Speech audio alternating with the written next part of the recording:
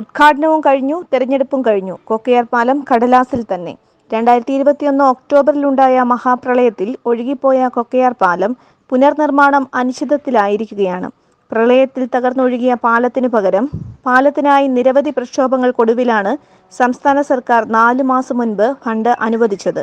4.73 കോടി രൂപയാണ് ഫണ്ട് ഇതിനായി അനുവദിച്ചത്.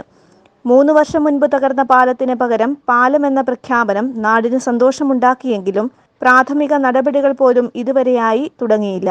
പത്തനാപുരം സ്വദേശി കരാർ ഏറ്റെടുത്ത് ലോക്സഭാ തെരഞ്ഞെടുപ്പിന് തൊട്ടുമുൻപ് മണ്ണ് പരിശോധന നടത്തി നാടിന് പ്രതീക്ഷ നൽകി. ഇതിനിടയിൽ തെരഞ്ഞെടുപ്പ് ലക്ഷ്യമിട്ട് ഉദ്ഘാടന ചടങ്ങും കെങ്കേമമാക്കാനും അധികാരികൾ മറന്നില്ല. ഇതിനിടയിൽ 4.73 കോടി തുക 3.90 കോടിയായി കുറഞ്ഞത് പദ്ധതിയെ പ്രതിസന്ധിയിലാക്കി. ഇതോടെ കരാറുകാരനും പദ്ധതി ഉപേക്ഷിച്ച മട്ടാണ്.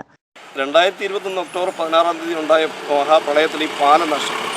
പാലം നഷ്ടപ്പെട്ടതിന് ശേഷം ഗവൺമെൻറ് ഇങ്ങോട്ട് തിരിഞ്ഞു നോക്കിയ ഫണ്ടൊന്നും അനുവദിക്കാത്ത സാഹചര്യത്തിൽ നാട്ടുകാരെല്ലാം കൂടി പഞ്ചായത്തും ഒരു ജനകീയ സമിതി ഉണ്ടാക്കി ഒരു ജനകീയ പാലം ജനങ്ങളിൽ നിന്ന് പിരിവെടുത്താണ് ഈ പാലം ഉണ്ടാക്കിയിരിക്കുന്നത്. ഇപ്പോൾ ഏതാണ്ട് 3 വർഷം കഴിഞ്ഞിരിക്കുന്നു.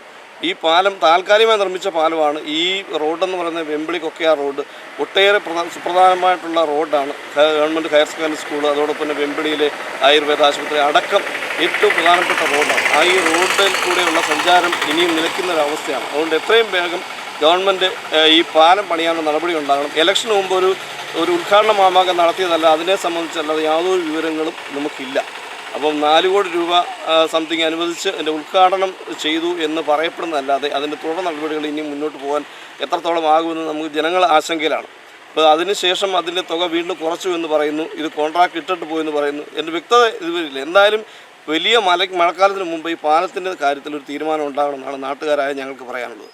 ഇതോടൊപ്പം ഉദ്ഘാടനം ചെയ്ത NDR ഈസ്റ്റ് പാലത്തിന്റെ നിർമ്മാണം വേഗത്തിൽ പുരോഗമിക്കുകയാണ്. പ്രളയം തകർന്ന കൊക്കയാറിലെ പ്രധാന പ്രതിസന്ധികളിലൊന്നായിരുന്നു ഈ പാലം.